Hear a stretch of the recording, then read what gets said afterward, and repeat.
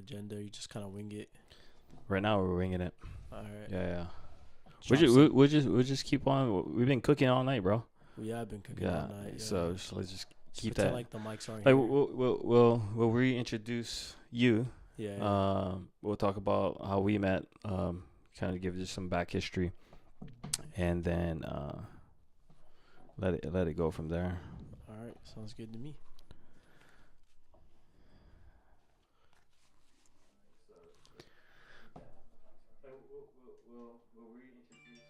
Boom. So we know audio is good. All right. Cool. And then It's gonna be like a little lagged, right? yeah, just a little bit of they call it latency.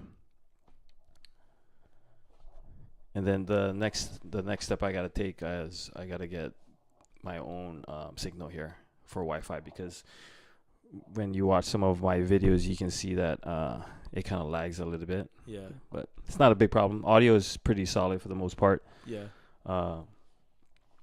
But here we are. What's up, Mello? What's up, Loa'a? Bro? Loa'a. One of my songs is Down with the Sickness. They got that opening sound. Oh yeah. Well, thanks for taking me up on an Impromptu Podcast. Yeah, man. Anytime. Thanks for having me. For sure. Yeah. Yeah, bro. Where you? I didn't even ask you where you from. I'm from DC. Like my grew up like military family, military brat. So moved around a lot. Born in Maryland. Moved to Germany. Lived in Germany? Yeah. And then Kansas. Super random. And then back to South Korea.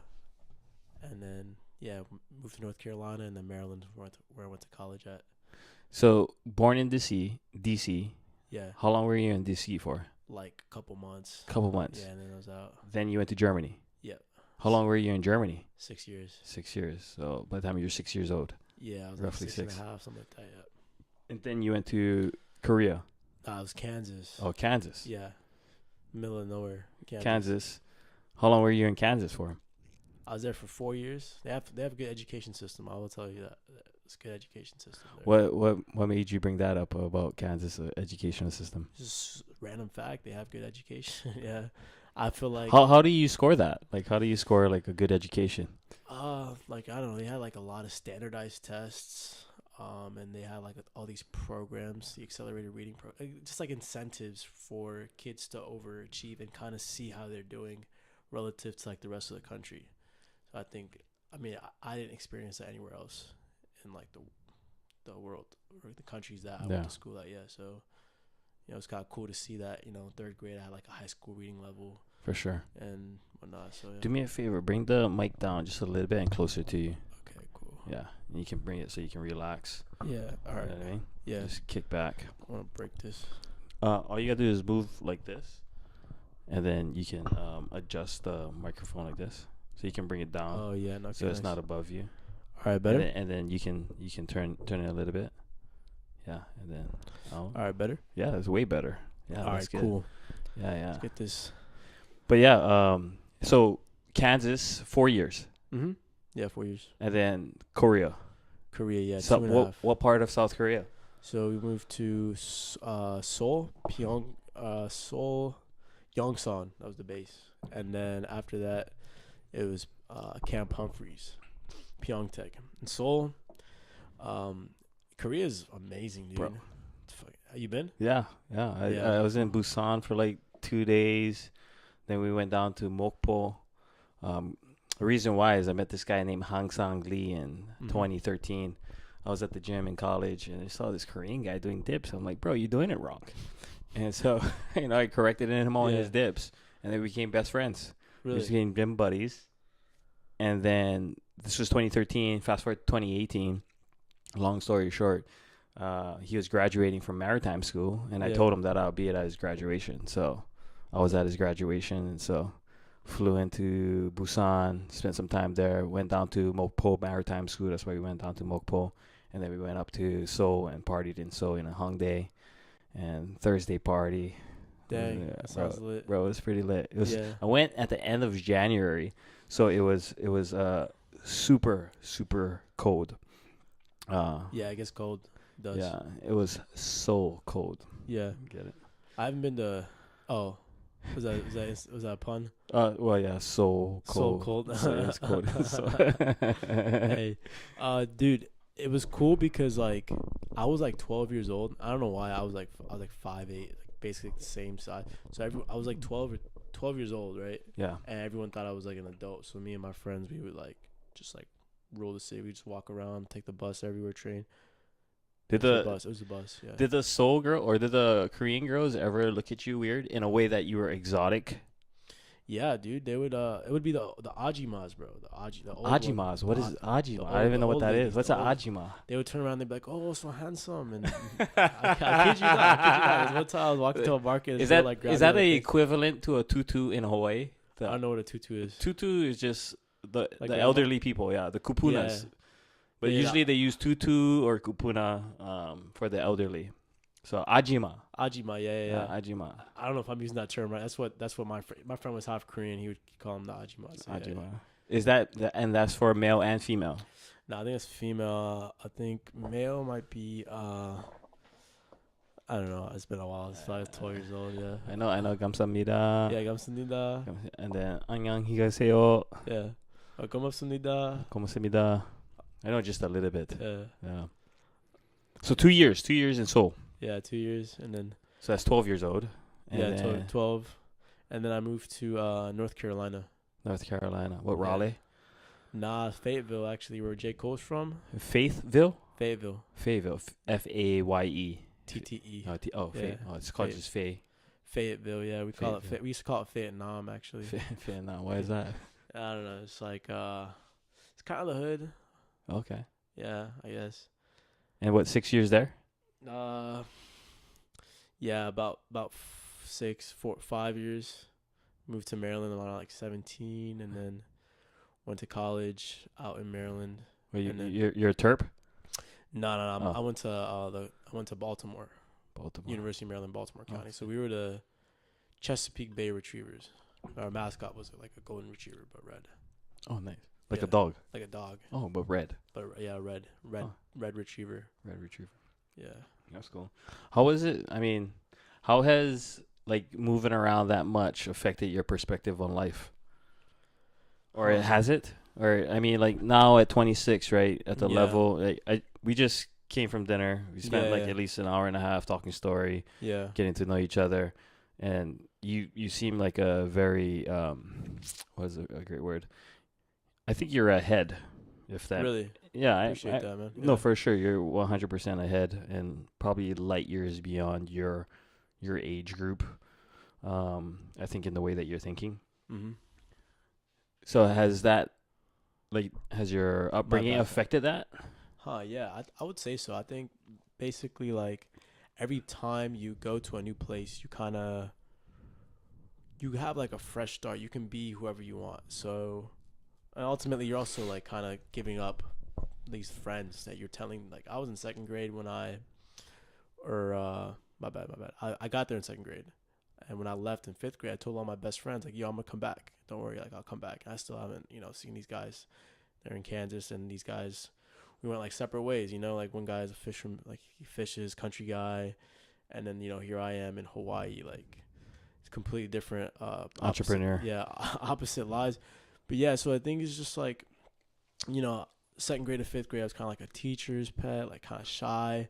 And then, went to South Korea and no one knows me. I hit puberty right before I left. So, now I had a place to like rebrand, reframe myself. So, that's kind of where I hit my rebel phase, started talking to, Were you hitting up Korean girls or what?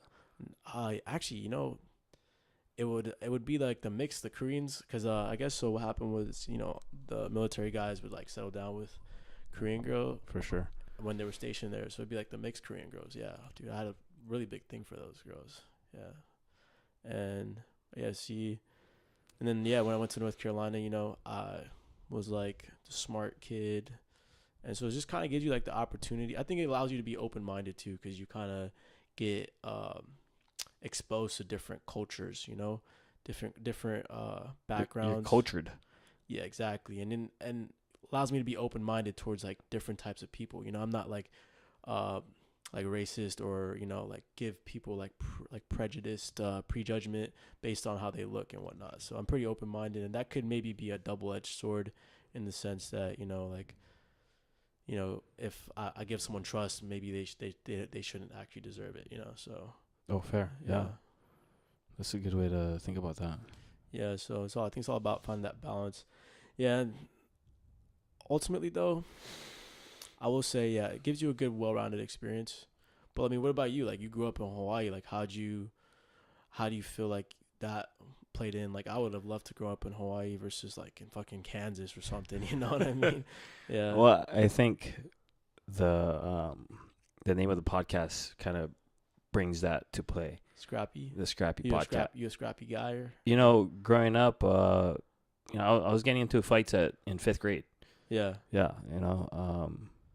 I mean, who gets in fights in grade school? Like. Yeah, it's true. Yeah. Like now that I think about it, right, and I look back on growing up, and I think about other people's upbringings and stuff like that. Yeah.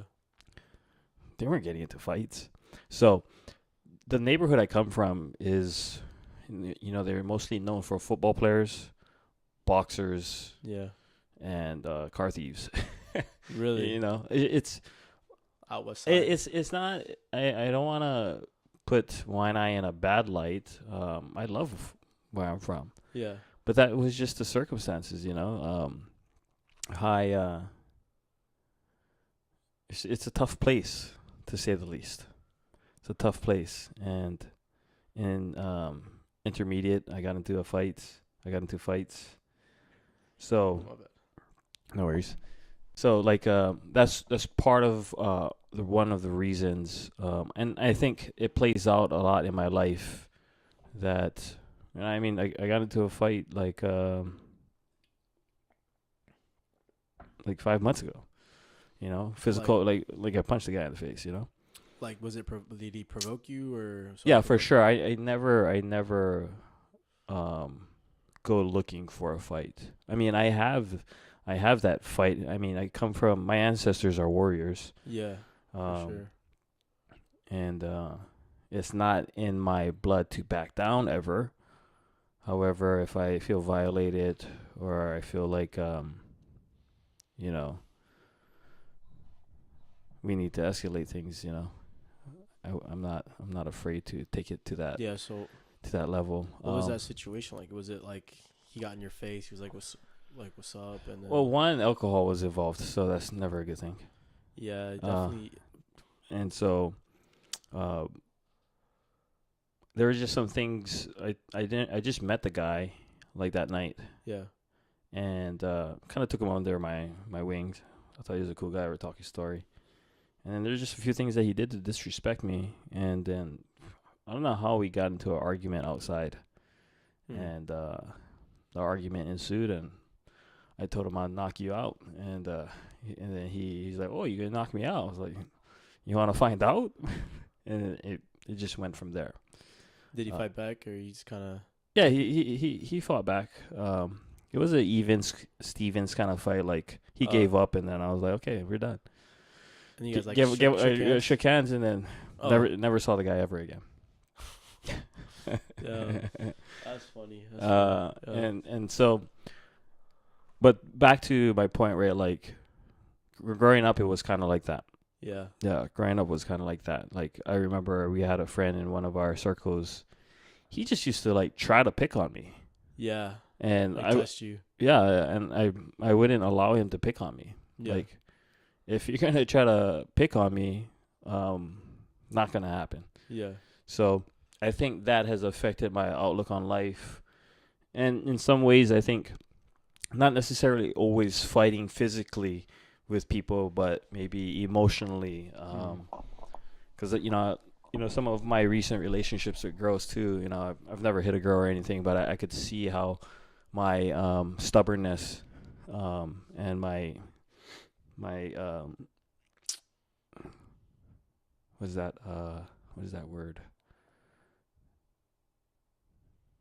What is that when a guy is just like closed-minded? Not closed-minded. Arrogant. Arrogant. Yeah. Okay, Yeah. Okay. I've been told a bunch of times that I come off arrogant. Yeah. Well, I So, mean, I think, but part of that is from being a fighter, right, or a scrapper, yeah. and thinking that my shit doesn't stink, and that I could beat you up, and I'm the winner. I'm the alpha. Yeah. And so I could see how, like, because a lot of times girls would be like, you're a jackass, or arrogant, or I talk too much. Yeah. Maybe they'll just like they're trying to test you though, right? That could be it too, yeah. and I think life happens for you, not to you. Right. And so I think all those things played out for a certain reason to teach me, because I have a pretty good memory, so I remember all this stuff, and so I look at my life, but I don't I want to fight for what I believe in, and be a fighter in that sense. Mm-hmm. But the purpose of this podcast is the original coined theme is to fight for your dreams. Yeah, I like that. Yeah, it's the Scrappy Podcast, right? Yeah, okay. That's like one tier of it, is to fight for your dreams. Yeah. Because I've fought to where I'm at, literally. I don't want to fight people, I want to embrace people, I want to love people. But there's that fight, right? Fight like to win. Fight to win. Waking up in the morning and saying no to the 6 a.m. snooze. That's a fight. That's a battle. Yeah. Right. So that's what I kind of mean when I say winning the small. Winning the small things, Yeah, I like that, dude. Scrappy, so that's one part of it, and then how things have come together in my life is the next part of the word scrap, right? Because like scraps, you think of pieces of bread, Mm-hmm. food scraps, and or my dad, and my mom, they collect a bunch of scrap per se, One man's trash is another man's gold, as they say. But these people that are savvy with scrap parts, they can build something beautiful out of scraps. Right. And so my life is kind of like that. I'm just like piecing the puzzle together, scraps, piece by piece. Yeah. It's, I wouldn't say my life has been paved with gold or the silver spoon. Mm-hmm. And so I've had to, and I've always chosen kind of like the hard way, because hard head kind of guy. Yeah. I like to forge my own path. There's this saying, one of my managers told me, he's like, the wise man learns from other mistakes. The idiot learns from his own mistakes. Yeah. So, now I'm like trying to start. I want to start just watching other people and learn from their mistakes, because I want to be wise. Yeah. But the last 6-7 years, as I've started this entrepreneurial journey and following this entrepreneurial spirit, it's been a scrap, and I've been an idiot 10 times, fucking up, just blowing shit up, and that's why even you sharing your story tonight, I'm like, good. Yeah. Because I mean, how long it takes to get 1 year of experience? 1 year of experience. Yeah. With anything, but do you know how long does it take to get 1 year of experience? Well, like 3 hours. No, 1 year. Oh, it takes 1 year. Yeah, 1 year to get. To get 1 hour experience, 1 hour. So what I'm saying, the point of that is just, you just gotta go fucking do it. Yeah. And then if you're smart, you're gonna learn from it. Yeah. So that's the Scrappy Podcast. When it first, the idea of the Scrappy, because when I first started about the idea of Scrappy Podcast was just Scrappy Manor. That's the first thing, like 2-3 years ago, the idea of the Scrappy Manor, because it's come together in a scrappy manner, And even if you look up the word scrappy, it's someone that is persistent, that is determined to get things done, resilient. Mm-hmm. So I feel like the community that I want to bring onto the show and serve are those people that are in between making it. Right. Because all these podcasts, they're bringing people on that have, quote unquote, made it, or they're doing well, or they got something to say, I guess. Yeah. What about the people that don't have something to say, or think they don't have something to say? Yeah. There's an underserved community there. Yeah, for sure. Like, those are the fighters. Those are the warriors. Yeah.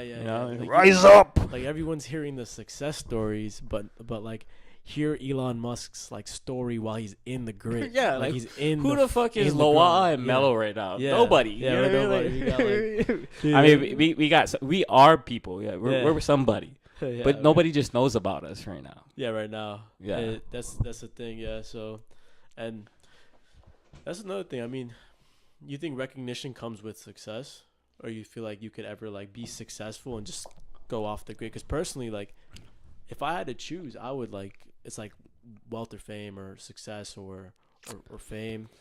Like, which one would you choose? You know, I like Roaring Kitty's model. Really? This guy's a 30 million. He's a millionaire. He's a No, he has, multi-millionaire. he has $200 million, I think. Yeah, but Yeah. I mean, he has less than 1 million followers on YouTube. He's pretty big though. I'm not. No, Gonna lie. he is. No, so what I'm saying is he's super huge. He did. He started out as like. Well, no, I mean, like we're just basing him off of his know-how and what he did because he liked one stock. Yeah. He just likes one stock. He was being 100% himself. Yeah. And prior to everything popping off, in 2021, and then even now too, he's not out there flashing anything. He's like, I watched his first live stream. Flashing. Well, now he is because he can. can. $200 million in stock options. Because he can, you know what I mean? But like, Ballsy. he's just being himself. He hasn't changed. That's true. He hasn't changed I at all. respect that. Yeah, he's like. I was watching his maintaining first his, live feed personality. like last week Yeah. on the 7th. Oh, you watched I it? watched it. Yeah. Yeah. I was like, this But, guy's like, hilarious. When GameStop was tanking. Right? Yes. Yeah, and he was watching. and they stopped people from buying trays, which is fucking illegal. He called it out, right? Yeah, he was like, watch this. Fucking yeah, he's like, I'm gonna end the stream, cocksuckers. and then. Yeah, man. Let's not But even like, get I like started his with that. motto though. Like he's balling. He doesn't change up his lifestyle. He's Took the care of same his, guy. like the way that I portray his life is based off of the movie Dumb Money. Yeah. He's just like a guy that wanted to take care of his family, take care of his brother, take care of his kid, Yeah. have a brew once in a while, take care of his parents. Yeah. You know what I mean? Like that's how I envision like when I make it. Mm-hmm. Make sure my mom and dad die good. Yeah. Have an honorable service for them because they're getting to those years.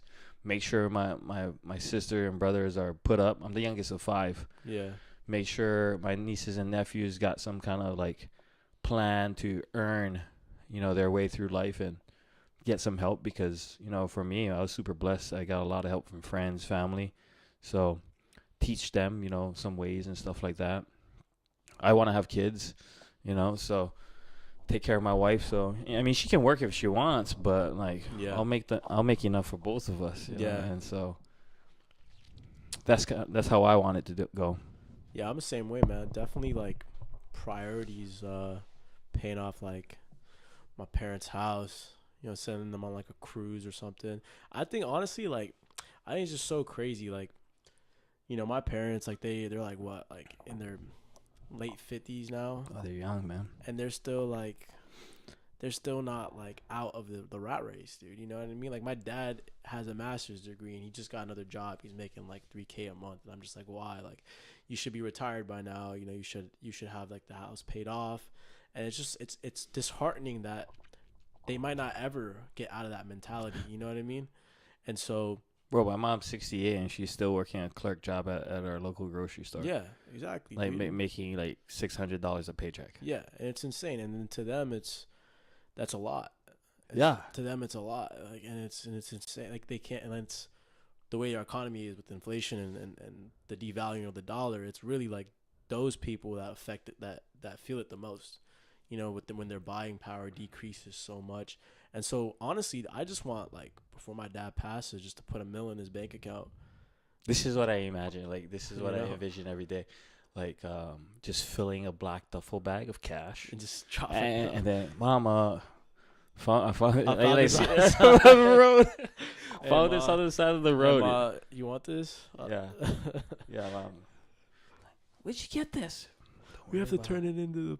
Yeah, they would. That's kind of like how I imagine it. Just Yeah. like probably a duffel bag, maybe with I would just like 100,000. direct deposit and then like That we could do that. yeah, too. just direct deposit. My dad checks his bank account one day. He's like, just like his jaw drops and he starts crying or something. I don't know. Maybe he doesn't care. I don't know. Yeah, I just want to like, hey, Yeah. Dad. Anyway, I mean, either way, whether we do it on like one of those guns, you know, make it rain or whatever. Yeah. It'd be nice, like, you know, hey, like my dad like was a millionaire, you know, like, and it's like that's that thing. Like a lot of people, like, you know what I've noticed. I've been studying like wealthy people, right? And wealthy people don't have that mentality around money. They might have issues like us. Like, I'm not saying us. I'm saying people that do have issues with money. It's like all about perspective. Like I've met like a lot of wealthy people that have like they have issues socializing. You know what I mean? Or like you know, playing sports or something like that. Yeah. It's like, so it's all about. I think it's all about that perspective that we have of money, and it's like reframing that. I think that's something that we can probably talk about on this podcast. You know? Yeah. Like reframing the way that we think about money. Exactly. Yeah, and it's hard to teach overnight. And you know, you start reading all these books, man. Like probably some of the books here, like all these self-help books. You know, Napoleon Hill or Nightingale, Jim Rohn. It's literally like Bob Proctor. You know, it's just like the same thing over and over again, but it's presented in different ways. Yes. And it's like, yeah, like it's like taking calculus for the first time in high school. Like the first time you don't get it, but once you get more and more exposure, sometimes it just starts to click. You know what I mean? So you're looking at the secret. What's the secret to success in different ways, being presented in different ways. They're talking about what works for them, and then one day it's just gonna click. But it's about getting that exposure until it does click. Definite aim of purpose. Yep. Yeah. Yeah, because you know, remember you were asking me when we were at Duke's, like, you want to find that industry, right? Yeah. Yeah, and then just go all in on it, and like the win without pitching manifesto really like breaks it down how you can do that. Once you decide what you want to do, then you're gonna figure out how to do it and how to win the clients. How do you base on what you should put all your time and energy into? Is it like how much money the project's gonna make? No, it's what do you want to do? Yeah. What do I want to do? What do you want to do? I'm gonna start a hedge fund, man. You want to start a hedge fund? Yeah, I will start a hedge fund. I don't believe that. No, I will. Like, it's not even like I want to. It's like I will start a hedge fund. You will start a hedge fund? Yeah. You will start a hedge fund? I will start a hedge fund. And, I mean, the hedge fund is... So, like, when you woke up today, what did you do that got you closer to getting to that hedge fund? You know, I check the markets every day. Okay. Yeah, I check the markets. I mean... So, this is how I answered the question, right? Because you asked, how do you know what to do, right? Yeah. Well, when you wake up, because it's intention. It's, you know this, right? You know, what percentage of intention plus what percentage of mechanism equals the 100% result, right? So, do you agree with that? Yeah, bro. You think it's 100% intention? Yes. And 0% mechanism? Well, you gotta think about the way that things work, right? Because when you think about your life and how everything worked out, you just set a course and the universe moved out of the way and it happened the way it happened. You didn't decide on how it was going to happen. Does that make sense? For example. Yeah, that makes sense. For example, right? Like we were talking earlier. Oh, I got to get the right studio. I got to get the right microphones. I got to get the right software to run a podcast. No, you fucking don't. Yeah, you can do it like that. Yeah. We could have just ran the fucking camera at Duke's and we could have did your first podcast. Yeah, you're right. But you had a certain level of how you thought it should be. Yeah, a certain like standard. Sometimes we got to let go of what we think is how it should be. Yeah. And let it be the way it is. Right. And so that's good. I like that. That perspective. So the mechanism is zero because it's going to happen the way it's going to happen. Because if you Simon Sinek right there, the infinite game. One of his philosophies, his TED talk was the golden circle, and in the golden circle you got why. You got in the middle of the why, then you got the second outer circle, which is the what, and then you got the third most outer circle is the how. So you work from the inside out. Yes, but most people are working from the outside in. Right. They're trying to figure out how to do it. So what's in the middle? Is it the why? The why? Like your intention. Right. I see. Why you want to do this? So you can put your parents up. Yeah. That's why you want to do it. Yeah. That's going to drive you to make the extra phone call, to wake up an hour earlier the next day, to go and do the things that you need to do today to make that hedge fund happen tomorrow. but it's because I want to take care of mom and dad. Yeah. Like for me, right? Like I want to do that, and it takes a while for it to click, because like if you don't have your values aligned in what you believe and whatnot, then if your priorities, you like the things that you're doing, literally doing, waking up in the morning, don't align with your values, then you're off. Then that's how you know that this is not my priorities. Right. So that's why I pretty much got my day planned out, right? Like I told you, work out, podcasts, and then I want a wife someday, so I got to put myself out there, right? Go date some girls. Meet girls and talk to girls. Yeah, for sure. So those are my priorities. Yeah. I see what you're saying. And so you got to live by your highest values, your highest priorities, because if you don't fill up your day with your highest priorities, your highest values, lower priorities will take over. Yeah, for sure. And lower frequency people will come in. Yeah, that's a big one. So keeping that momentum going. Yeah, kind of fill thing. your day with high priority people. Yeah. And give to people who give back. Give to businesses that give back. Like this job that I'm working at right now. Yeah. I don't consider it a job right now. Like I go above and beyond because I'm looking further into the future than I've ever done. And they give back so much. They recognize me. Great job. So much appreciation. And so that's how you kind of you see these things, and you'll prioritize the right things. Does that make sense? Yeah. That's how you know. Yeah. And then everything just started clicking when I decided to do the podcast.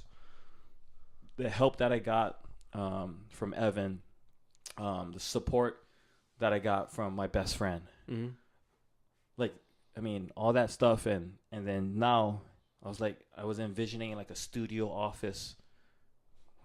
Where am I right now, bro? This is a pretty dope spot. This reminds me of like Jeff Bezos when he started. You saw that one picture? It says Amazon.com on a banner. And it's like written in marker and it's like hanging off the desk. Get a little piece of paper and get rid of it. Scrappy Podcast. Yeah, Scrappy Podcast. Yeah, and take a picture right now. And then you'll see the thing is like no one sees the vision, man, except for you. Exactly. And the thing is like when I'm bulking, right? Okay. When I'm bulking, my girlfriend's like, "You're getting fat." You know what I mean? Yeah. And I'm like, you don't see the vision. But, when you're cut and you're lean, it's like they're right there with you. Like nothing's like they saw the vision all along and they did it. And the thing is like you got to find the person that's going to be with you during the bulk. Like everyone's going to want to be around you when you're up, but the person that's willing to grind with you in the mud. Yes. That's the kind of people that I would rather be around. Now, I mean, don't get me wrong. I want to learn from people more successful than me for sure. But like that, there's true meaning to like starting from the ground up. Getting it out the mud per se. Oh, for sure. I mean, it's like you ever saw a baby deer be born, or like a buzzage, or like any kind of baby animal out in Africa that has 4 legs, like what they call gazelles. You ever saw a baby gazelle be born? Yeah, they can't walk. They can't walk, bro. And there's a lion ready to devour them. So they gotta learn how to run. Really? I mean, I don't know how quickly, within seconds. Nah, I feel like the lion. If the lion is smart, he'd be like, okay, hey, let me not go for the baby. We'll watch some videos. We could look up some videos of these babies think about it. popping out of the mama. And the lion just goes and eats it like a delicacy. Yeah, there's a video of this. But why doesn't the lion just go for the mom with like bigger meat, bigger portion? Like, why not? Why doesn't the lion invest in the baby gazelle? Because the lion is not a human being and doesn't think like that. But still, so why did he choose the baby over the mom? It was easy prey. Oh, I got you. Oh, because the mom can just run away. I mean, like, if you can get food for free rather than working, I mean, what you gonna do? And if it's pretty much the same thing. What if it's like caviar and like the lion's like, oh, this is a delicacy. Like, I want to eat the baby gazelle. You know what I mean? I get what you're saying. Yeah. But the animal kingdom, other than human beings, don't think like that. They don't think like that from what we think. Yes, correct. You are 100% right. Yeah. No. I don't know. I mean, there's some complex dichotomies. My knowledge is limited, so yeah. You look at like dolphins, for instance. You heard about they're like the second smartest like mammals on the I earth. actually, I think scientifically they're physically like smarter than us. You know, like they have, like we have two hemispheres. We have the left hemisphere and the right hemisphere. They have two brains. So like they have a left brain and a right brain, right? And if you look at a picture of a dolphin, like if you can pull it up, it's insane. They have like their cerebral. I'm not like a brain scientist, but like they have like the part of the brain that controls both sides on the top, and then they have literally a left brain and a right brain. And the way they go to sleep is they turn off one side of the brain and the other side of the brain is active, and then they switch back and forth. And also they have a sixth sense, the echolocation. So they have the five senses plus the ability to, kind of like bats, they can maneuver without vision, and that's why they make those noises. But also they have very complex schools of like they have politics. They have a hierarchy that dolphins that they respect, and not to mention they have sex for pleasure. Did you know that? Yeah, that was one thing I did know. Yeah, about so I mean, one can argue that dolphins could potentially be, you know, I mean, but it depends on what you're judging what smart or intelligence is, you know, like there's emotional intelligence. Yeah, super subjective. Yeah, there's so much. Like I could be smart at reading, and you could be smart at, you know, like doing math, or someone could be socially smart, other person can be book smarts. You know, it's just all about the setting that you're in as well. Yeah. So, but yeah, dolphins, dude, you can learn a lot from them. Yeah, I don't know. Maybe what would we learn from them? You're always happy, right? Though. I guess so. I've never swam with some dolphins. I mean, that'd be cool to swim with some dolphins. I mean, that's actually a really good question. Would you want to be a dolphin for a day and learn, or what animal would you love to be for 24 hours and learn? Yeah, that's a great question. That is a great question. I would love to be a dolphin. A dolphin? Yeah. I'm scared. I don't know. I mean, I love the water already. I'm a Pisces, but I'm a Pisces. You're a Pisces? Yeah. Nice, yeah. You know, Pisces, the two fishes are swimming away from each other. It's not yin and yang. I don't know. I've never really studied it out. Yeah, I'm not really. I don't know how to feel. I just throw it out there when girls how are you like feel all about it. You know. Really, so next time, ask what their horoscope is, and then just be like, "Oh nah." I do like Virgo girls. I tell you that much. Girls that are Virgos. Why Virgo? Is there a common trait with Virgos? They're the opposite of a Pisces. like I hung out with. I had an ex-girlfriend that was a Virgo. She was pretty psycho though. I'm not gonna psychotic. Well, I mean, but like, I guess you could say all girls are psycho.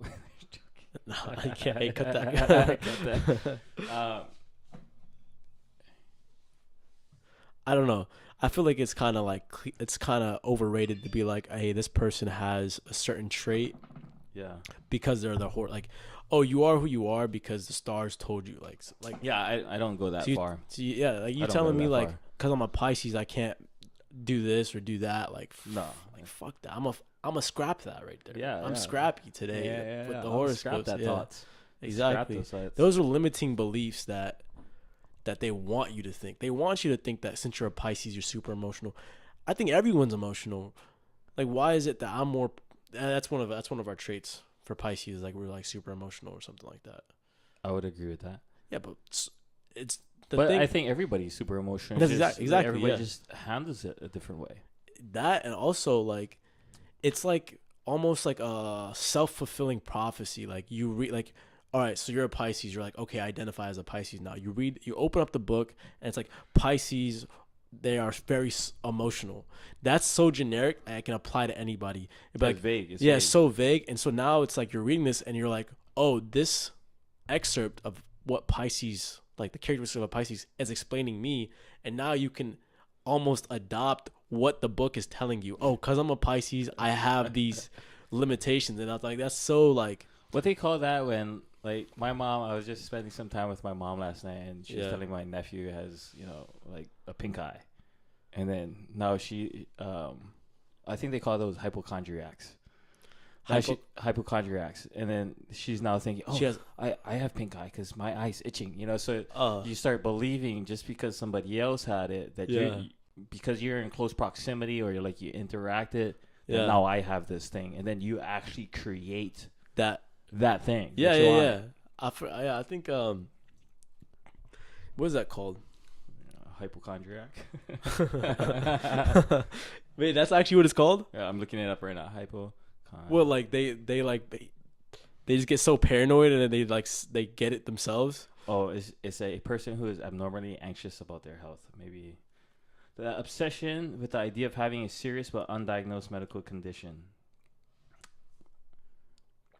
I don't know if I'm using it in the right context, but it could be that.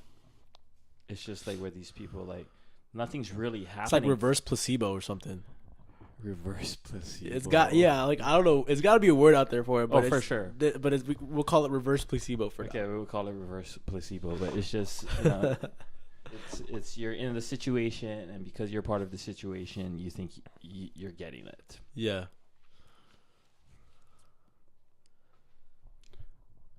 So you think like that kind of showcases like the power of the mind and manifesting your reality, right? Yeah. So like say like for instance, and that's the same thing with the whole Pisces thing. It's like if I'm allowing myself to believe that I have quote unquote pink eye or I am quote unquote emotional because of this such thing, then aren't you you're ultimately manifesting that reality? 100%. Yeah. So that's why you gotta you said you haven't listened to music. How long? Yeah, literally deleted all. It's been a while.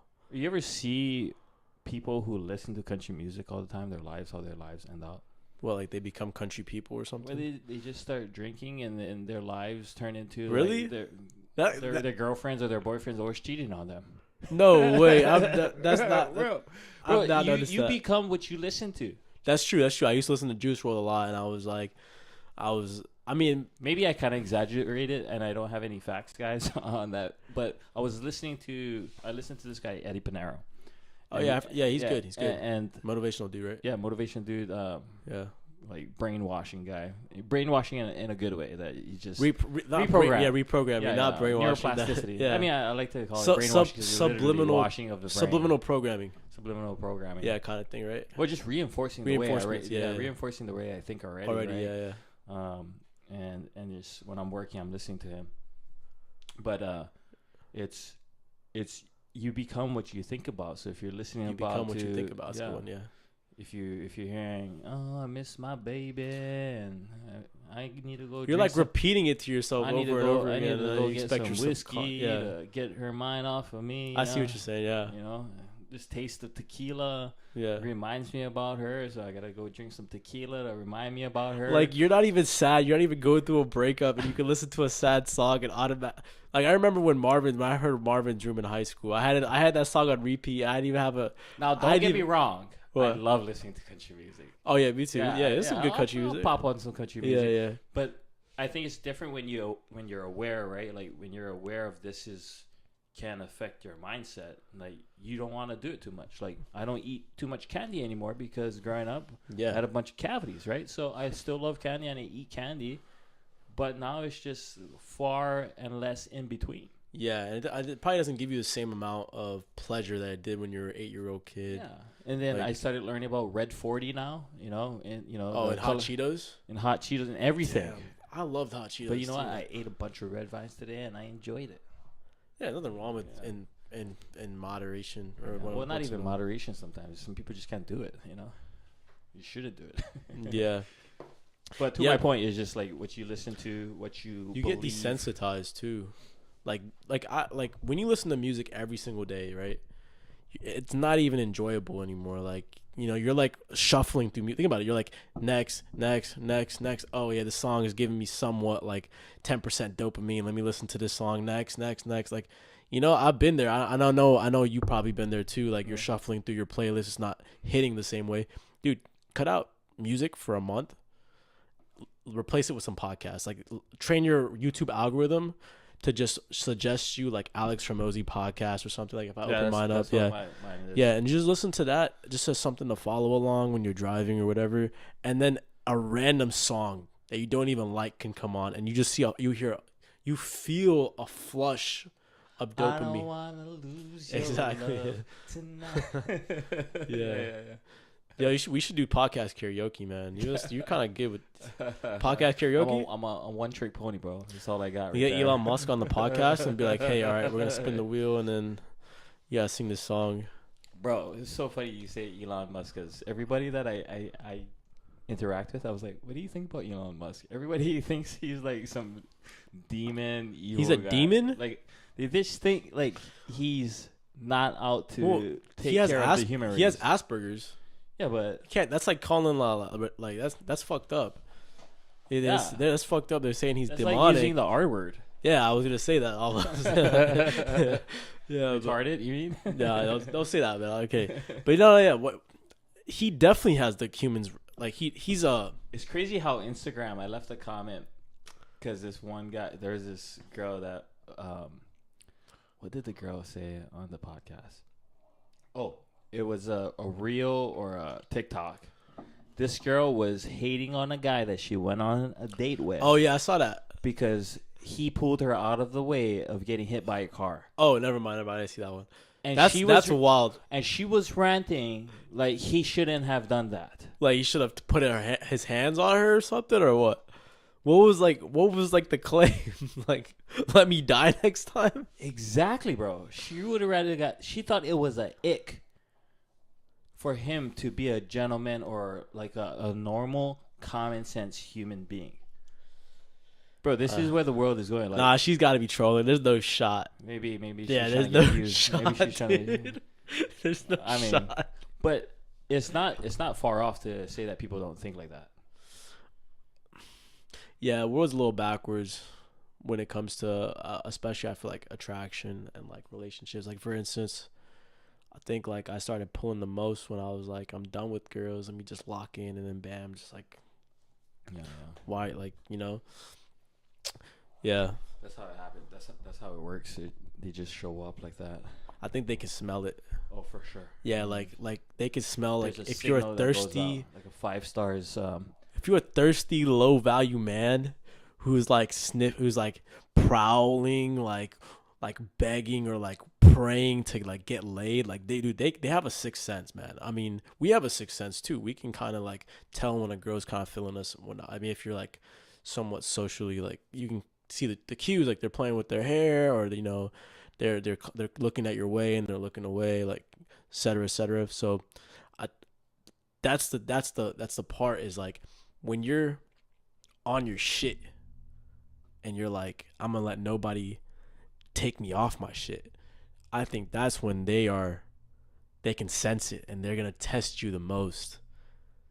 And then and that might be something that like a dating coach out there can actually tell the world, like, yo, don't focus. I mean, they probably do. Yeah. Don't focus on the girls. Like the guy that I follow, he talks about just focusing on your purpose. Exactly. Breaking down barriers, and I mean, that will follow because like that's human attraction is that's how it works. That's just scientifically proven. Like, and the other thing too is one of this guy, he always says that women are more attracted to men whose feelings are unclear. And what that means is that because they have to like kind of like what is this guy doing? It's that mysterious thing. They have to earn it, or something. I don't know if like it's a earn thing. It's just it's a challenge. Like when you're focused on something and you're giving your whole heart something, and then you know a woman in this particular circumstance doesn't know like how you feel about her. She's like wondering about you, and part of that wondering keeps him there, right? And you ever this is what we were talking about earlier, and this is not even just with women. Marketing. Yes. Why do you think the male peacocks are the only beautiful ones? The male I don't know much about peacocks, but so male peacocks are the only ones that have the beautiful feathers. Oh, that's where the peacocking term, that's where it came from, right? Yes. Yeah. To like because the women are ugly. The female peacocks, they don't have beautiful feathers. It's Was it mostly like- the male with that have the fan.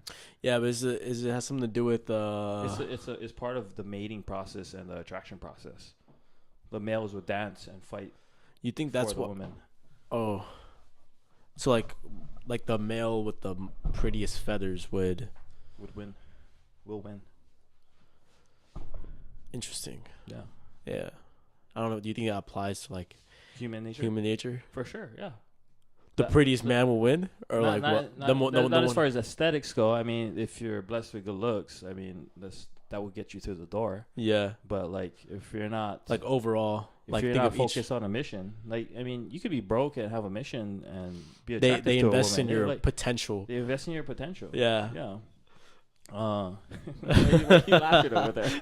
No, because it's just funny, dude. That's how it works. You can be on your shit, and I mean, having money is part of it. Like I mean, Yeah. but if you're that type of guy, like there's no way that you're not gonna somehow be successful, and success is relative. What do you think is more important? You think like, yeah, success is definitely relative. What do you think is more important? Like, you think like women value like money in men, or you think like I just thought about like ask a girl like, would you rather be like rich but like bored, or like would you like I don't know, maybe we should get some perspectives from the other gender for sure, man. No, for sure, yeah. On this podcast.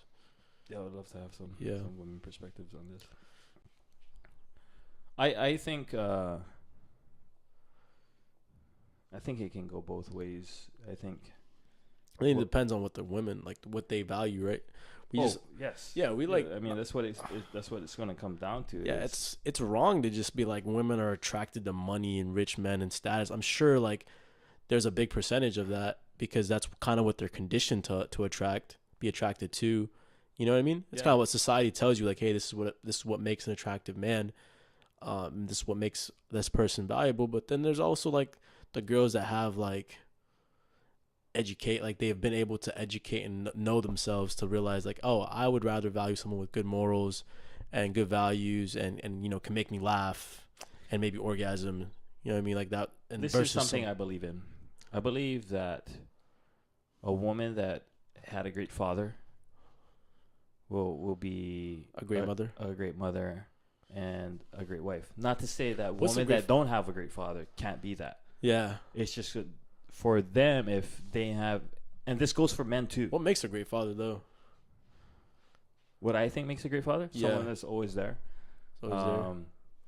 Definitely not abusive physically. Mm-hmm. Yeah, for sure. Or emotionally. Yeah, that's or big. Mentally. Those parts. It's abusive at all. I think that doesn't abuse drugs or alcohol.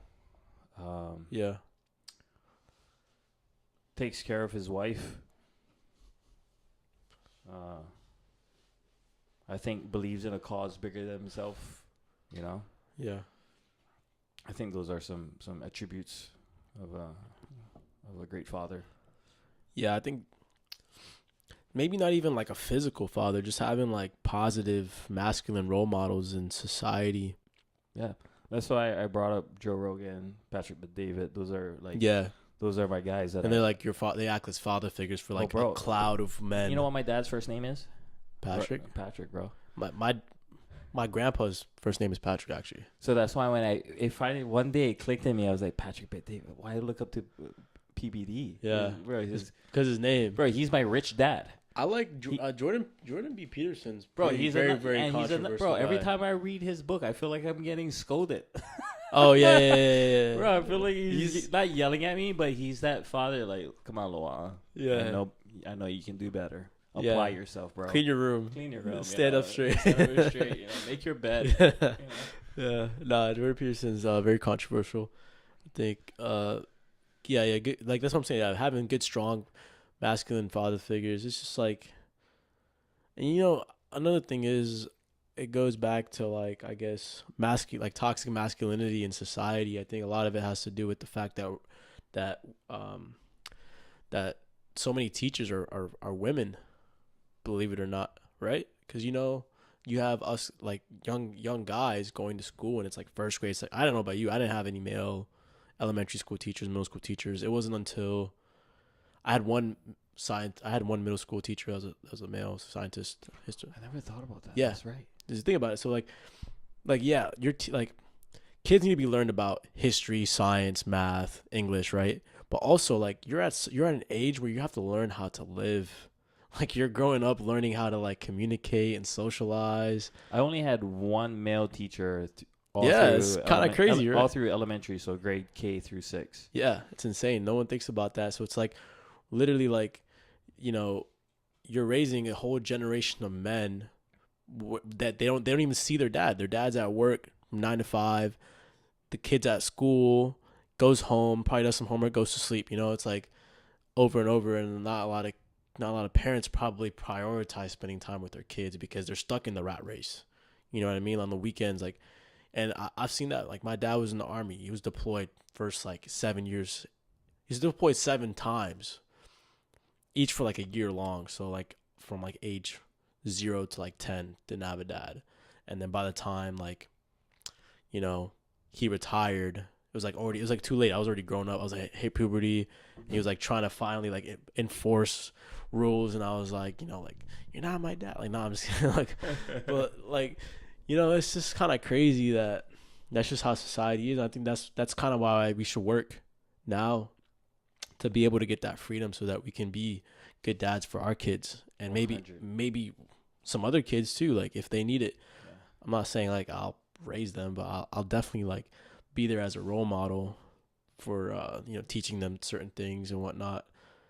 And so yeah, I mean, we need a stronger society that backs healthy masculinity. You know what I mean? Healthy masculinity in the sense that like good character, good values, taking care of people, you know, giving trust. Yeah. Where it's needed versus, you know. Well, we're in that period where those kinds of people are going to be made. Oh, you ever heard with the draft? Well, no, it's, you ever heard of Tough Times? Yeah. Tough Men. Tough men make weak times, and weak times make weak men. Yeah, it's a cycle. It's a cycle. So we've gone through the weak times. Yeah, we've just finished the weak times. Because No, I think people are complaining that their latte is not right at Starbucks, and they can order food at the you got millions of products at your fingertip. Yeah, you can get DoorDash food, shit to your place. You can DoorDash. You got people now. You got porn at the touch of your hand. Right, it's just the most easiest time. So we're in the weak times. We're in the weak times. No, we're in tough times now. We're getting into the tough times because I think we were in the weak times. We've celebrated the abundance, right? That this last, not the Generation X, but I think the generation right before that that worked their tails off. Yeah. And those people told us that we were special. Yeah, that we could be anything, that be rock stars and stuff like that. And so that's why you have a bunch of sensitive people now, right? Because they just think they can be whatever they want to be. Yeah. And that's not the facts, right? And so we just created this generation of weak men. There's a bunch of weak men right now, not leading. Yeah. Created weak times. So then we're going into, and because of the weak times, we're headed to tough waters. And then in these tough waters that we're treading into, the ship that we're riding right now is going into tough waters, the storm. It's where the real tough men are going to show up. Maybe they'll have to be made. Or they'll have to be made. Yeah, for sure. Yeah. You know. What do you think about that? Cycle of human nature. Maybe it can be prevented. Maybe it can symbolize like, I mean, someone's life too. What do you mean by that? You're born weak, and then you're born weak. Your parents take care of you. They give you everything. You create weak times, right? And then out of nowhere, you're whether it's 13, 14, 15, 16, 17, 18. Eventually, you get hit with the real world. Oh yeah. Or at 32. Yeah, hit with the real world. Now you're in tough times, and it's up to you. To be you can let it mold you, or you can mold yourself. Yeah. And become strong, so you can overcome that. And it's like once you reach the top, that's the thing. We can maybe use our human instinct to prevent the cycle. You know what I mean? So like once we're in the tough times now, once we become a tough person, right? We just can't lose that consistency, and that we can't get too full of ourselves so that we become weak again. You know what I mean? We create good times, and then the good times make us weak. You know, it's like all like when you make it, you want to keep that structure, and you want to maintain that level of discipline. And I mean, obviously, continuously reach for more too. You know, 100%. I hear you. Yeah. Yeah. It's a good way. I think you hit it right on the head. I think that's tough to do. I think to create that kind of generational like fortitude. Yeah. In men. And how do you carry that on like throughout your bloodline? Like, you know, like everyone talks about like preserving wealth, like, you know, create a trust. You preserve the wealth throughout your bloodline. Like you got the Rockefeller, I think it's the Rockefeller, the Rothschilds. They did it. Rothschilds. Yeah, they did it. So it's like, imagine having a trust, but you attach values and morals into it. You know what I mean? And it gets, instead of like the money just being passed down into your bloodline, we perfect, like, I'm not saying we perfect like the knowledge behind it, and we allow our bloodline to continue to expand on it and add to it. That would be kind of cool. Yeah, and that starts with us. Like the family curse stops with me. Oh yeah, for sure. That's a good affirmation. Yeah, the family curse stops with me. The all the negativity, the alcoholism, all that bad stuff. You know what I mean? Yeah. Stops with me. Stops with me too, man. This thing is saying reconnecting. I mean, it's still going. So hopefully, let's just double check this thing real quick. Alcoholism, all that bad stuff. Okay. No, we're good. Stops with me too, man. This thing is saying reconnecting. No, we're chill. Because if this thing is still going, then It's the feedback. You're right. Yeah, man. How many people we got on? We got 2 viewers. Unless you got one. Are you viewing it from your phone? No, I'm not. No, so maybe 2 of your friends, and maybe some people from the Instagram live. I got it on Instagram live too. Nice. But yeah, we've been cooking man. All right. Let's ask them. Is there like a way we can ask the audience what they want to talk about or something? Yeah, usually I got a friend over here in the chat. Okay. How did I bring this over a little bit? Oh, right here. Oh, okay, I'll do that. That's awesome. It says Slow Tunes said a killer whale is also an orca, not a whale. Also, there are pink dolphins that live in the Amazon rivers. That's pretty cool. Yeah, that's super cool. I don't want to log into that. I can't write back to him. I'll like it. That's cool. Yeah, I'm still learning this thing. StreamLabs. It's the software that allows me to stream it to YouTube Live. Oh, nice. Control scenes. Make it a little bit more flashy. That's pretty cool. Me just adding the Instagram Live right now was kind of like a upgrade and whatnot, and so getting better at this stuff. Heck yeah. It's all about putting your time in, your hours. Yeah. Just like, right now you might have 2 viewers. Next year, 200, 2,000. What's cool is how I know I'm having fun with this thing is that I'm not even worried about the viewership. It's part of it right now. I'm just looking at the data of how many views each of my episodes get, and like I've been averaging 30 views, 35, anyway between 30 and 50. I got 30 subscribers on the channel, so I mean, I'm just focused on one view. If I get one view, well, I got one person. Yeah, you touch one person's life.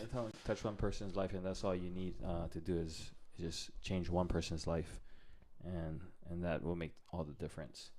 I'm focused on just creating value and what's gonna touch people and help them out. So it's just a process. I mean, Joe Rogan the podcast didn't even start paying for itself until 5 years. So I'm looking to put in 10 years. You know, bro, with my podcast, I'm envisioning it 10 years from now. That's where I'm looking. Heck yeah, dude. That's what's up. So, whatever is happening right now is just having fun, man. Yeah. We're just chopping it up, see what come of it, and put myself live, get the feedback. If I get criticized, that's only more power to me. Yeah. To get better. Facts. All right. So, what do you think's like the one thing that would push your life to the next level right now, if you had to choose? What would be the next thing that pushes my life? What, like, if you had to choose one thing that would take your life to the next level, what would? Well, I think to stop drinking is definitely gonna take my life. Yeah. To the next level for sure. Do you feel like you're gonna do you feel like you have issues like relapsing, or do you feel like you can just kind of like stay strong? You know what I mean? I feel like I can stay strong. We should. Actually, I've been meeting a lot of people now that are dry. Like, not like dry as in like they don't drink. And maybe we should. That's a great question though. What is the one thing? What did you say that? Yeah, what's the one thing that you would want right now that you think would push your life to the next level? It's a tough question. Yeah. Yeah. Definitely needs. It is a tough question. Yeah. It's definitely something to think on. Because the first thing that comes to mind is just stopping the alcohol, which I've already done, right? So like maintaining that. Yeah, maintaining that for sure. Yeah, actually like making proving to yourself that you've gotten rid of it. Because people can stop. Like I've stopped nicotine stuff, but it's like the reason why I kept on. I think I've learned from either Jordan Peterson or some other psychologist is that the reason I keep on going back to it is because I still identify myself as a drinker. Yeah, definitely. So I'm not a drinker. Yeah, there's a good book called Atomic Habits. Oh yeah, that's a good one. It talks about. I think that's where kind of like Liquid Death can come in. Like instead of you going to the bar and drinking, a seltzer or a beer, now you're drinking water. You're replacing that habit. Oh, 100%. Yeah, you need to replace. That's part of the plan. Like making a decision to stop drinking is 3%. The other 97% is making a plan and executing it. Yeah. And replacing it with something that is aligned with your values. Yeah. So I like drinking water. Yeah. And I love branding. And just so happened Liquid Death seems to be that thing. Yeah. Because the brand Liquid Death is you already know it's $1 billion company. It is. It's insane. Like this guy could have this guy what was he? Who? Investment banker? Oh yeah. Hunter. His name was Hunter. He didn't even know. Hunter could even fathom me. He looked dumbfounded that I bought water. He probably buys bottles of water all the time. Yeah, it's the same thing. The same thing. It's cheaper actually to use thin. I think aluminum. Nah, and a lot more earth friendly because you can recycle it. Yeah. But he just seems so I was like, literally, is this guy really how you it's $1 billion company, you don't know about it. That's crazy, Well, I mean, sometimes people don't know about that stuff, but if him being an investment banker, I think it was just because it's called Liquid Death. Because you left, you were like, I'm using the bathroom. He was like, why isn't it called Liquid Life? And I was just I heard that. And I was just like, maybe it's just like a marketing tactic to like get people. Like, they're targeting a certain audience. Curious, you're like, oh, what the fuck is Liquid Death? That too, and they'd be like, yo, is this shit just water? And then you show your friend, like, dude, murder your thirst. Yeah, and it's like, it draws attention, definitely. 100%. Sure. It looks like it started a conversation. Yeah, sure. Exactly. Yeah, and maybe that's all. Maybe that's what people want. At the end of the day, they want to look like they're drinking. My bartender Tony was like, "What are you talking about? Yeah, what are you talking about?" That when I brought the 2 cans. Oh, I see what you're talking about now. Yeah, they thought I was just fucking crazy. Yeah, so yeah. Like, give me some of the good stuff. Yeah, Liquid Death. He actually went. Yeah, we should maybe should break down their business model on here, man, or something. Yeah. Or maybe you could do. Maybe I'll do it and then come back and present it, or something like that. You could do a case study. Yeah, because I think the one thing right now for me that would take me to the next level is just being like financially free. I just want to get that out the way. Okay. You know what I mean? Like personally, like. So what does that? Okay, what does being financially free mean to you?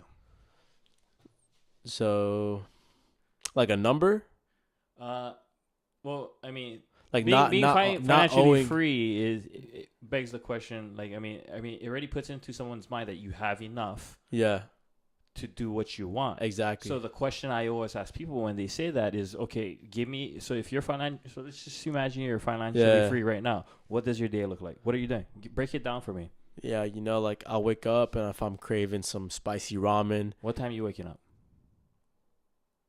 like 8 o'clock. 8 o'clock. 8 o'clock. I wake Yeah. up too.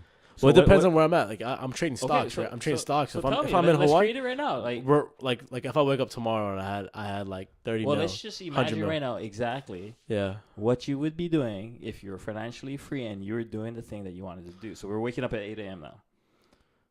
But I would only wake up at 8 a.m. if I was living in New York. If I was in Hawaii. So you want to be in New York then?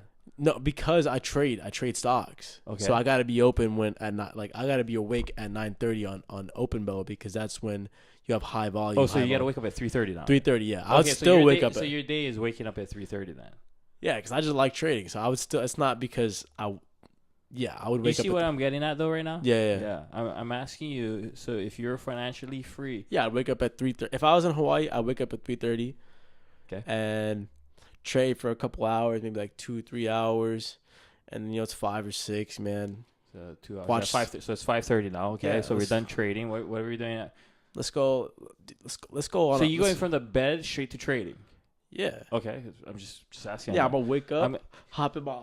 You can try on your phone. I just open my laptop. Yeah, so we're getting super clear right now. Super clear? Yeah, we're getting super clear. I'm I'm asking asking the questions of fire. I will wake up at 3:20. Okay. All right. Brush your teeth 30 seconds. Like, No, brush my teeth. No.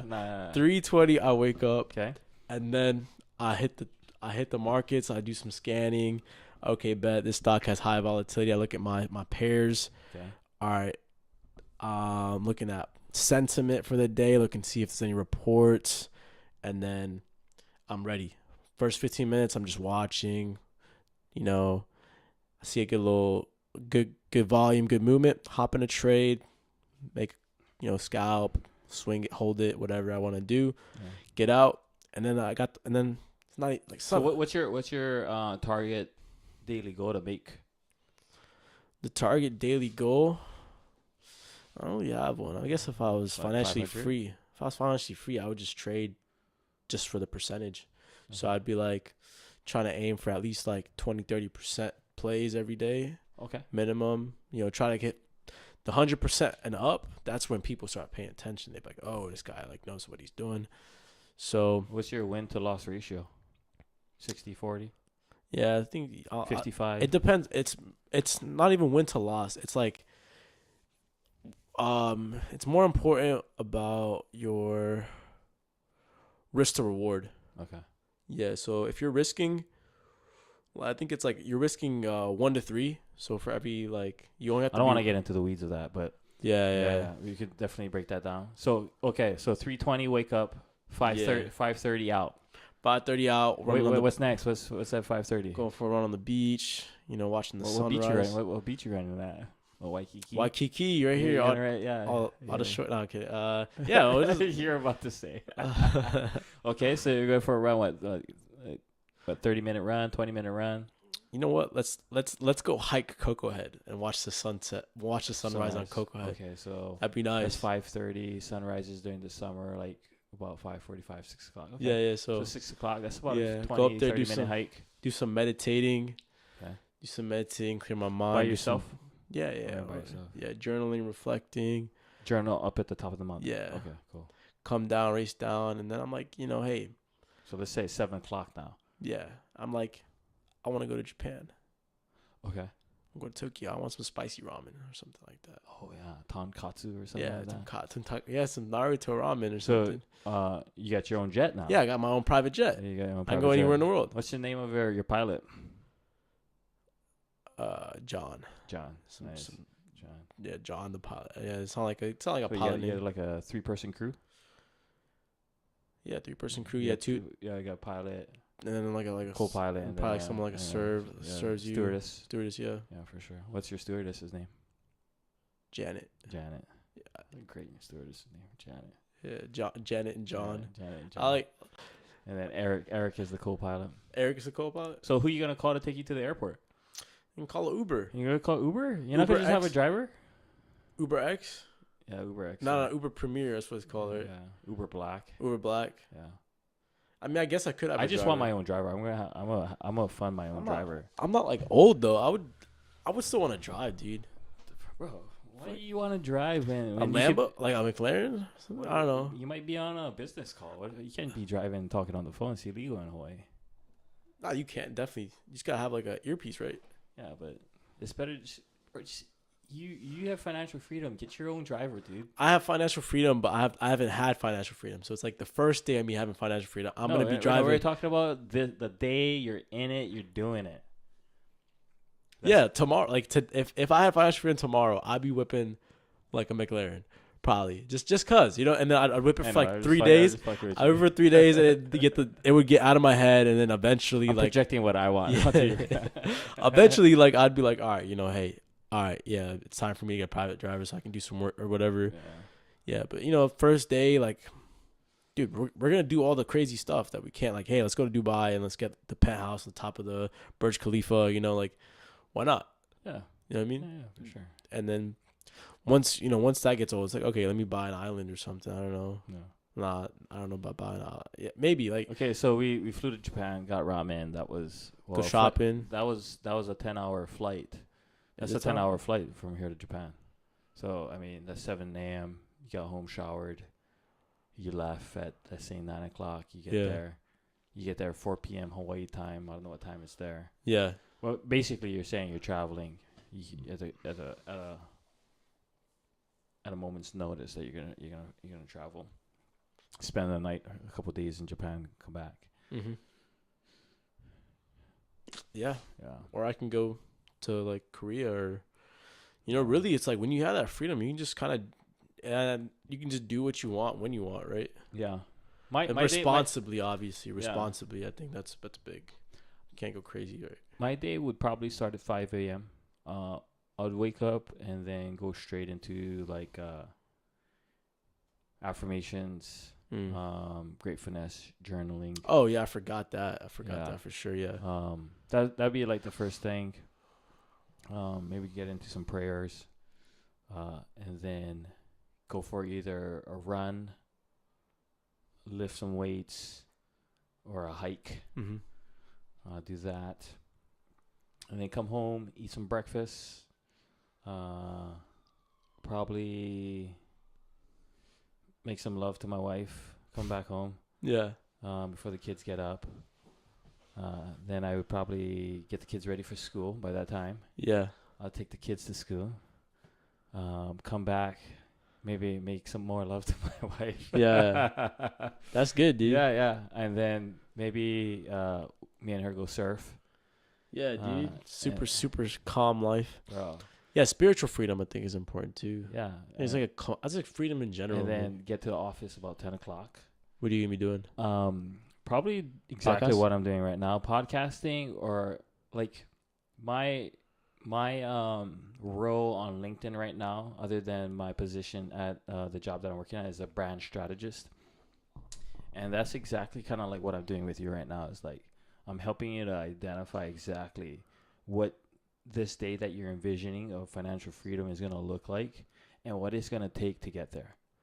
Yeah. And getting very specific about it, because like everything we're doing in our life right now is brand strategy.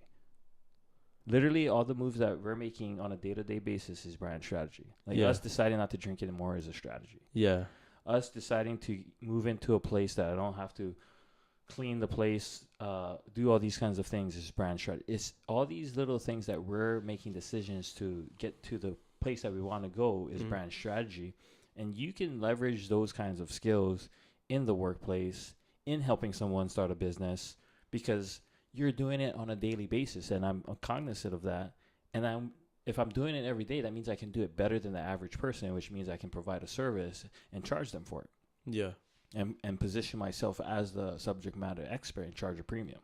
And they pay me to come onto my podcast so I can draw it out of them, you know? Dang. So, But they have to be cool with being on air, right? oh, for sure. I mean, like, you got to be cool to go on there live. Yeah. You know? And only going to attract those kinds of people. You know what I mean? Yeah. 'Cause Oh, I'm so not- you're gonna basically be doing your job, like you're gonna be helping them live on a podcast. That's kind of cool. I think some Dr. Phil on a Dr. Phil. Yeah, on a kind podcast. of. You know, not necessarily a therapist. This is all these 5 things. You know, it's my business card right here at Loa'a. You know, and Nice. I gotta get some business cards. yeah, You got a thank lot, and, dude. And then, you know, when the voices on the inside are clearer and louder than the voices on the outside, then you begin to master your life. Thank you. I'm a multi-millionaire online marketer. That's a good affirmation. So I'll probably do like three podcasts. So that'll take me to 10 o'clock to 11 o'clock, 11 o'clock to 12. I'll finish work about 2 p.m., pick up the kids from school, take them to extracurricular activities. Then, you know, probably go home, get, you know, if my wife wants to cook dinner or whatever, I don't know. Maybe we just order all the time. I don't know. As far as food, I would love to cook, but we'll see. Maybe go to the beach. Yeah. Maybe go to Duke's. Yeah. Go to Duke's. Hang out with the boys a little bit. Come back, meet a friend. Maybe do an impromptu podcast again. Yeah. Come home. Get to bed probably by 10 o'clock. Probably do some affirmations again before I sleep. Write down some goals, whatever I need to work on, and then go to sleep 11 to 5 a.m. and do it all over again. Hell yeah. So that would kind of be my day. So I covered workout. I covered spending time with valuable people that I love, wife, kids, and doing things that, like, you know. So you thought about this before?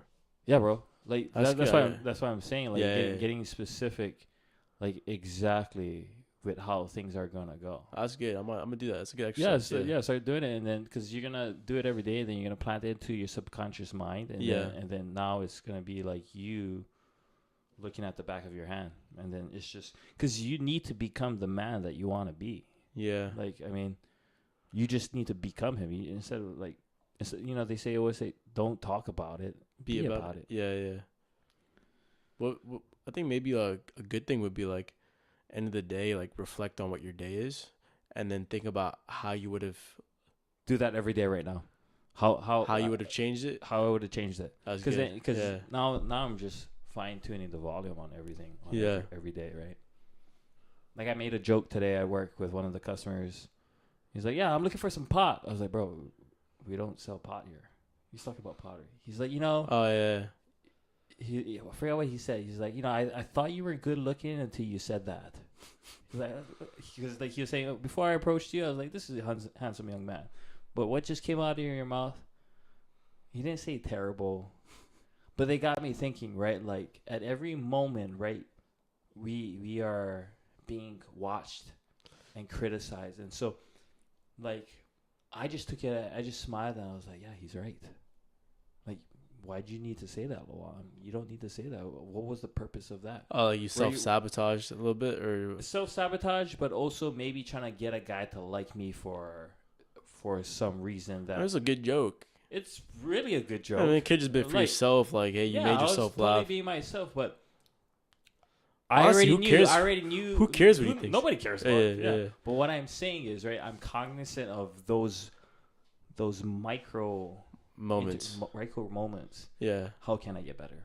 Right? Because that means I didn't read the room good enough for me not to tell that joke. Was he joking about? No, he was wearing an Air Force hat. The way that he talked to his wife prior to me making that joke, I already thought, oh, this guy's an asshole. Like, so you knew and you still made the joke. I took a risk. I thought maybe it was gonna loosen up the situation. And it did it. Well, dude, there's nothing wrong with that. You took a risk and you got a good risk to reward. Yeah. Sure, When did you lose a sale or something? Huh? You lost a sale? No. Yeah. Yeah, they bought. But what I'm saying is just, like, as soon as they came into the shop, I greeted them. Hey. Yeah. Heard their little conversation, and I really didn't like the way he talked to his wife, but I was like, whatever. And then he was like, oh, we need to do this, and then we're looking for some pots, and I made the joke, and, you know, he came back with that feedback. But either way, he asked for my name next after that, probably because the way I reacted. maybe earn some respect with that, because it could have been taken another way. Because he seems like a hardline guy, and definitely come off as a hardline guy. So I think people are interested in you when they ask for your name. You know, you make an impression on them. They ask for your name. Or what if they're just applying like tactics that they learn in the book? Sure, totally. You know how like you read. Like, I apply tactics too. You know. Really? Yeah. You read that book, How to Win Friends and Influence People? Oh, 100%. Yeah, he's like, use people's name in the sentence, or make it about. I try to use people's names 5 to 7 times. Every time? Every time. Especially once to help you remember? No, it's just to help them. Help build rapport. You win sales when you say, like, when people say your name, because what's your name? Mello. Mm-hmm. But your real name is Melvin. Yeah. How do you feel when people call you Melvin? I'm just like, it's an ugly name. It's an ugly name? Yeah, it's like your parents like want you to get no girls, so it's like name the kid Melvin.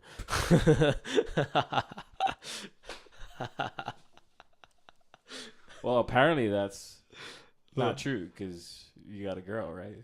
Yeah. What did your girlfriend call you? Actually, she calls me by my last name. What's your last name? Gomez.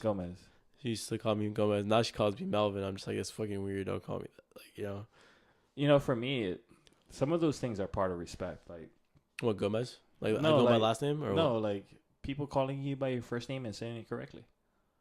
Like, I respect those people that do that. Like, people that take the time to learn my name and say it correctly. Yeah. I respect them more than anything. For sure, yeah. It's because your name's a little hard to pronounce too. Well, not only that, I think anybody, their name is their name. Unless you make it very evident, I don't like this name. Yeah. But I think it's just a sign of respect. Yeah. I just don't reverberate with Melvin too much. You can call me Melvin if you want, though. Yeah. It's like, Melvin, how was your day? It was great. It's good, yeah. Melvin, I'll see you later. Have a great day, Melvin. It's just so weird. Yeah. But yeah, in sales, it's like once I learn their name, and it comes naturally, right? I'm not thinking about it. Yeah, it's that's good. Naturally, it's naturally placed into, like, if I'm talking to someone, you know. Yeah, that's important. Yeah, I think if you're trying too hard, I feel like they might pick up on it. Yeah, but yeah, How to Win Friends and Influence People. It's a good book. Great book, and good starter book. Good recommendation for anyone starting out in like the whole self-improvement, like success journey, you know. Yeah, that's definitely one way to influence people, is using their name, bro. Yeah. Yeah. Because it's just proven in sales that you use people's names, and it helps you. You have a better closing percentage. Interesting. Yeah. I know that. It's cool. Yeah. That's why every time I interact with a client that shows up, the first thing they start writing off is what they need. I'm like, how's your day going? And then boom, they're like, they almost feel bad for talking about themselves, for talking about what they needed when I asked them how their day was, because I wasn't thinking about just meeting their need of what they came into. I'm curious about how they're actually doing. That's good. And when I ask how you're doing, I actually kind of want to hear how's your day going. I'm genuine about that. They're good. And and they ask me, how you doing? I'm like, fired up. Yeah, kind of like small talk though. Maybe it's just like, we should like change that. Just be like, first thing, like, what's one thing that you would like, you know? It's like, well, usually if I'm being real too, is like, I ask them, what's on your mind. Yeah. Oh yeah, what's on your mind? That's good. Yeah. What's on your mind? Besides me. Yeah. Something like that. That's a pickup line for sure. Yeah. That's is that written down? For sure. I mean, I've used it before. Nah, man, that's gotta be. We gotta copyright that pickup line. Yeah. What's on your mind? Besides me, of course. Besides me, of course. That's definitely something I'd say in a pickup line for sure. But I've never seen that. Yeah. I used to. I've looked through pickup line. That's a good one though. Yeah. What's your favorite pickup line?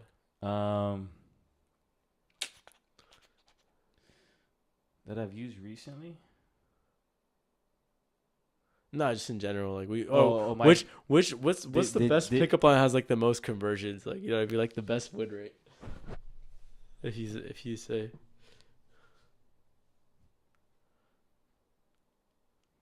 Well, normally I don't use pickup lines. I don't know. Yeah. I mean, it usually it used to work back in the day, like back in like middle school or in high school. It used to work because it like right here. This is a good one. Yeah. Hey, you're just like you're a girl. All right. I'm in a predicament. Oh, what's the predicament? I need a girlfriend. No shot. That actually worked. Well, it gets numbered. Make them laugh. Well, one, that's the first that's thing. the thing. Makes Yeah, them yeah. laugh. Yeah. Number one. Bro, you always win when you make them laugh. Yeah, and that's the thing. I Like, mean, the pickup line doesn't actually work, but if you deliver it the right way, it'll make them like giggle or something, and then you can tell. Oh yeah, she's that's raps. Once they giggle, it's like like your percentage goes up like wildly. Really? Is that statistics? Yeah, and then if they start, is that a number? They start hitting your knee, like touching you on your knee. Oh, it's raps. 100% close rate. 100% close rate. Are you gonna stick with them forever? We don't know, but yeah, for that night, you can kind of control where the night will go. I think a good one for the audience, right? Keep it like, because you have an option with this one. You can go up to a girl and be like, "Have we met before?" And then they can be like, "No, I don't think so." Like, and then so you can kind of go with, "Oh, you look super familiar." Like, "Oh, my bad." Like, you kind of remind me of my friend, etc. And then like that could be the icebreaker, or you can be like, "Oh, it must have been in my dreams." Yeah, you know what I mean. Before. And it's like it's cliche. I don't use pickup lines, obviously. Back in the day, though, those things it definitely opened doors for sure. Yeah. What I do now too is, if I find a girl highly attractive or like I'm super attractive to them, I will say like, "Damn, you're hot." Like for real, just straight up. Yeah, because I'm really just being honest. And how does it goes? Is it like 50-50 or? It's 50-50, and it depends on where it's at. Like in the bar, like at the bar in the restaurant scene, it's taken as a compliment. I would say like 80% of the time. Yeah. And then that leads to, what's your name? Yeah. And it's like super straightforward too, and it's kind of shows you have confidence. Like that's the good. last girl was like, "Damn," they'd be like that, and then I cheers them, and then they were like, "Oh, what's your name?" And then once they ask for my name, I don't volunteer my name anymore. Yeah. I never volunteer my name. I wait. It's raps. Yeah. What happens is if they ask for your name, then they're interested in you. They think you're a 5 or better. Really? Scale 1 to 10. Looks a 5 or better. That's gotta be. That's under delivering. That's a great way to be, because in sales you always want to under deliver over promise. So at a 5. Wait, really? Yeah. Under deliver. That's not under promise over deliver. Oh, okay. Yeah. All right, okay, under promise over deliver. All right, good. Under promise. So if a girl asks for your name without you volunteering your name, let's just call that the under promise. Yeah. Because at least you have a chance. What it's saying is that you have a chance because they're curious enough to know. Once you get to know somebody's name, it's an intimate situation. Yeah. It diffuses situations. When like if one guy wants to fight me, I'm like, "Sorry, man, what's your name?" That changes the situation completely. Just take your clothes off. Getting back to the girls though. So you know that you're 5 or better, and then whatever comes out of your mouth after that decides where this thing is gonna go. Because you're either talking girls into the bed or talking them right out of your life. Oh yeah, just shut up, kind of thing. Well, you want them to be doing 80% of the talking. Oh yeah. But what I'm saying is, when you meet a girl, ask for their name, because what you're doing is mitigating risk. That's all we do all day, right? Like, I mean, you do all your morning routines for trading to mitigate your risk. Yeah, for sure. Right? So it's the same thing with women. Mitigate risk, right? You're taking a risk, meeting a girl. And you can mitigate your risk by these tactics of figuring out, because the last thing you want to be is that guy that's annoying to a girl that really doesn't like you. Yeah. And you definitely don't want to be the guy in the friend zone. Nothing wrong with the friend zone. She probably has attractive friends. She's attractive herself. Well, they're called orbiters. She's got like 5 guys in orbit, and if you're not working out, she pulls the next guy into her. Orbiters? Yeah. I feel like I've heard girls have orbiters, bro. They like. Probably without them even trying. If they're if I think a girl's attractive, there's probably like not like 9 times out of 10 you think she's attractive. You know what I mean? Like we're probably both gonna think the People think guys are dogs. Girls are dogs too, bro. Oh yeah, for sure. Yeah. For sure. So hear me out though. All right, so what if all these tactics, right, are like how to win friends and influence people, right? Like it tells you all these things, like use a name, like ask, like make them like talk about themselves, make them the most important. What if everyone in the world reads that book? Everyone in the world is now being exposed to these tactics. So now everyone knows, would they still work? The difference between knowing and actually applying them are different. Well, that's what I'm saying. Yeah. So you're saying in a perfect world, everyone's applying it. How would that work? So it's like you ask me a question, I'm asking you a question. You ask me another question, I'm asking you another question. Like, you know what I'm saying? It's like, well, that would just be robotic. Like we're human beings and we have emotions. That's what emotions are for, right? Like, like even if like me and you are pretty intellectual people right now, we're having like a high level conversation right now. Yeah. So, and I'm not applying any tactics with you. Yeah, same. You know what I mean? That's what I'm saying. I think so that's better. I think, and so what I'm saying is that when you do this with a woman, the right woman, then it's not going to be that, because then you're gonna realize like this girl's game, and we think the same way, and it's gonna go that way, and you know already, like these things can't be taught, right? Like you can train yourself, you can apply these tactics, get better at communicating with women, attractive women, but also treating all of them the same. Yeah. And not putting them on a pedestal, and you be treating the girl that you find less attractive the same way that you find this super attractive girl. Because then when you do that, right, you're being authentically you, and you're not trying to like butter them up or anything. But if you find that one where they're just like clicking and they have the same knowledge that you have, it makes it so much more interesting, because they can either read your mind or not, and they'll pick up on like what needs to happen, Yeah. And it's super attractive too for you to be on that kind of level and talking to a woman in that way. Yeah. That was kind of my point, is like if the girl has also like read the book, she can probably notice if you're using such tactics. So it's like, it might even be better if you just drop it all and just like, let things flow naturally. Sure, and I think that like they can kind of, like, I think they can have like a sixth sense. They can kind of sense that, hey, this guy's just being authentically himself, and that might be better game, quote unquote, than using these other tactics where you use like her name 5 or 7 times. You just let her talk all the time. Like fuck it. Like let me just talk all the time. Are you asking me like, let me ask you a question and then let me just talk over you? Like, you know what I mean? Like just. Like what? Like sure. Who cares? Like just have a good time with it and have some fun with it. Everything I just spouted off in the last 10 minutes is what I learned and what I've applied and worked. Oh, it works? Yeah, it worked, bro. These are just scientifically proven stuff. Yeah, scientifically proven. Yeah, because like me asking for a woman's name and not volunteering it creates mystery. Yeah. Immediately. It's not that I'm doing it to like get her to like me. I mean, you can't convince someone to like you. I guess I never think about it like that. Maybe that's why. That's kind of cool though. Maybe that's what they mean by.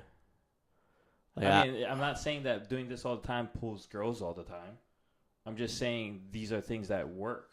Yeah. And it's never going to be 100% close rate. Imagine. But like for some guys, these things, they need to do it because they need a structure to learn and grow, and then they'll find out, okay, these things are training wheels for him or her to get them actually actually doing it, Oh yeah, like smart. For guys like us that are naturally outgoing, you can drop me in the middle of nowhere, I'll make a friend. Yeah, you know what I mean. I'll be chatting it up. Yeah, that's true. I mean, I introduced you to everybody. Literally, that was insane. That was insane. Like it's like the amount of locals there was insane. Like, why are they just all there, dude, at the same time? Or you just go there every day or something? I don't know. They go there every day? Yeah, bro. Oh, okay. Yeah, bro. And Loa'a was awesome, our server today, Yeah. So it's just you know what I mean. Yeah. That makes sense. How you feeling? I gotta piss. Let's wrap this up. Yeah, let's wrap it up. What time is it? It's 10:30, dude. It's past my bedtime. So cool, man. Guys, thank you for tuning in. The one and only Mello Gomes over here is a pleasure. Yeah, pleasure's mine, man. Scrapping it up tonight. Yeah, scrapping it up, dude. Next time I'm up here, we gotta let's try 10x the viewers, man. 20. Yeah, for sure. The 20, yeah. 20 viewers. I like that. That's a good goal. Yeah. That's a good goal. 20 live stream viewers, yeah. Right on, guys. Thank